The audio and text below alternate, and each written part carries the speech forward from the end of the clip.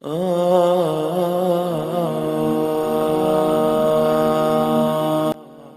کہ اللہ تعالیٰ نے آپ صلی اللہ علیہ وسلم کے ذریعے سے جو ظالم تھے ان کو عادل بنا دیا. کس کے ذریعے سے؟ دین محمدی کے ذریعے سے. صحیح معنوں میں انسان تبھی بن پاتا ہے. جو ظالم تھے ان کو عادل بنا دیا، جو غاصب تھے ان کو امانت دار بنا دیا، جو عزتوں کے لٹیرے تھے وہ عزتوں کے محافظ بن گئے، جو انسانیت کو ذلیل کرنے والے تھے وہ فخر انسانیت بن گئے. تو یہ دنیا کی سب سے بڑی طاقت کیا ہے؟ محبت ہے. Love is the greatest power in the world. سب سے بڑی پاور جو ہے، طاقت ہے انسان کے اندر، اللہ نے محبت کی رکھی ہے. اگر دین اسلام تلواروں کے زور سے نہیں پھیلا، یہ محبت کے ذریعے سے پھیلا ہے.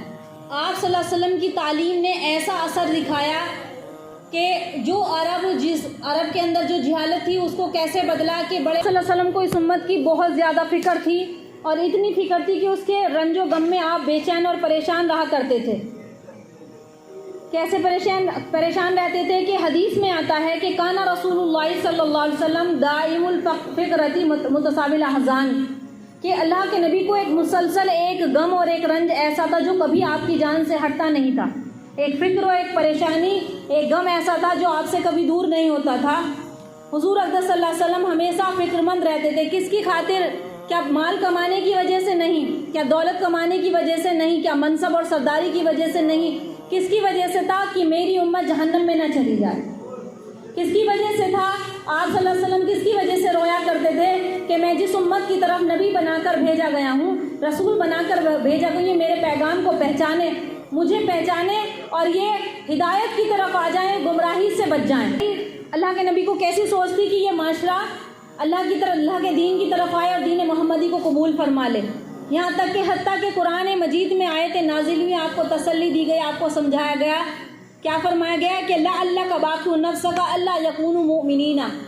اللہ نے کیا فرمایا؟ قرآن مجید کی آیت ہے یہ، سورہ شعراء کی، کہ یعنی یعنی کہ کیا فرمایا اللہ نے کہ اے نبی جی آپ اپنی جان کو کیوں ہلاکت میں ڈالتے، ایمان نہیں لائیں گے، ان کے حصے میں ایمان نہیں. اور آپ رویا کرتے کہ اللہ ان کو ایمان دے، آپ رویا کرتے تھے اللہ ان کو ہدایت دے. اور چنانچہ آپ صلی اللہ علیہ وسلم نے آئندہ آنے والے لوگوں کو بتا دیا کہ تمہارے زمانے میں کیا حالات پیش آنے والے ہیں. تمام احادیث سے ثابت ہے، تمام احادیث ہیں، ابواب الفتن کے نام سے احادیث ہیں اس کے اندر، کہ جس میں بتا دیا گیا کہ قرب قیامت میں کیا ہوگا، قیامت کس طریقے سے آئے گی، لوگوں کے درمیان کیسے فتنے برپاؤں گے. چنانچہ ایک حدیث میں حضور پاک صلی اللہ علیہ وسلم نے ارشاد فرمایا کہ ان قریب اندھیری رات کی تاریکیوں کی طرح تمہارے فتنے تمہارے پاس آئیں گے. ان قریب اندھیری رات کے اندھیروں کی طرح تمہارے پاس فتنے آئیں گے. جس طریقے سے اندھیری رات میں انسان کو کچھ نظر نہیں آتا اور کہا جائے کہ راستہ کہاں ہے، کس طریقے سے، اسی طریقے سے فتنے آئیں گے. ایک کے بعد ایک فتنہ ہٹے گا تو دوسرا آئے گا، دوسرا ہٹے گا تو تیسرا آئے گا، حتیٰ کہ بعض لوگ ان فتنوں میں بھی مبتلا ہو جائیں گے. وہ فتنے پورے معاشرے کو، پورے ماحول کو گھیر لیں گے. بظاہر ان میں سے کوئی کہیں جا پناہ نہیں پائیں گے. آپ صلی اللہ علیہ وسلم نے فرمایا ان فتنوں سے اللہ کی پناہ مانگا کرو اور یہ دعا کرا کرو. کیا فرمایا؟ کون سی دعا؟ اللہم انی نعوذ بک من الفتن ما ظہر منہا وما بطن. اللہم اے اللہ ہم اس آنے والے فتنوں سے اور آپ کی پناہ چاہتے ہیں، ظاہری فتنوں سے بھی اور باطینی فتنوں سے بھی اللہ ہم آپ کی پناہ چاہتے ہیں. غرض دونوں قسم کے فتنوں سے پناہ مانگنی چاہیے، اور یہ دعا اللہ کے نبی صلی اللہ علیہ وسلم اپنی دعاؤں میں ان کو شامل کرتے تھے. کیا فرمایا تھا؟ کیسے فتنے آئیں گے، کیسا ماحول برپا ہوگا. کتنے تو ہم خود اپنی آنکھوں سے دیکھ رہے ہیں. عقل مند انسانوں کے جو عقل والے لوگ ہیں، اللہ نے جن کو دین کی سمجھ دی ہے، اللہ کے رسول نے ارشاد فرمایا تھا کہ لوگوں پر ایک زمانہ ایسا آئے گا کہ دین پر قائم رہنے والوں کے حالات اس شخص کی طرح ہو جائیں گے جس نے انگارے کو اپنے ہاتھ میں لے رکھا ہے.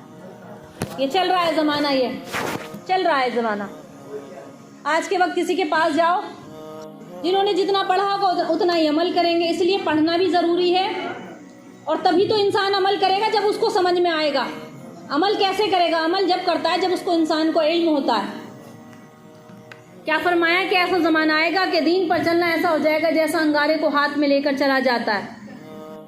دنیا کے اعتبار سے عزت والا شخص وہ سمجھا جائے گا جو بہت زیادہ کمینہ ہوگا، بہت زیادہ امانت دار ہوں گے. قبیلے اور قوموں کے لیڈر منافق اور ذلیل ترین فاسق لوگ ہوں گے.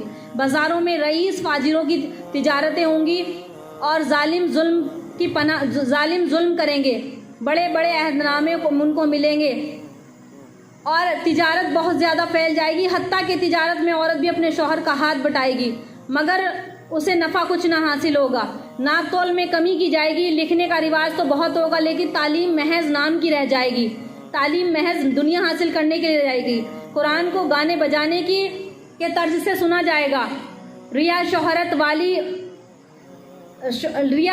والی منافت کے لیے گانا قرآن پڑھنے والوں کی کثرت ہوگی، گانے کی طرز پر قرآن پڑھا جائے گا، فقہ کی قلت ہوگی، علماء کو قتل کیا جائے گا اور ان پر ایسا سخت وقت آئے گا کہ سرخ سونے سے بھی زیادہ وہ موت کو پسند فرمائیں گے، اور امت کے آخری لوگ پہلے لوگوں پر لعن طعن کریں گے، امانت دار کو خائن اور قرآن پڑھنے والوں کی کثرت ہوگی، گانے کی طرز پر قرآن پڑھا جائے گا، فقہ کی قلت ہوگی، علماء کو قتل کیا جائے گا اور ان پر ایسا سخت وقت آئے گا کہ سرخ سونے سے بھی زیادہ وہ موت کو پسند فرمائیں گے، اور امت کے آخری لوگ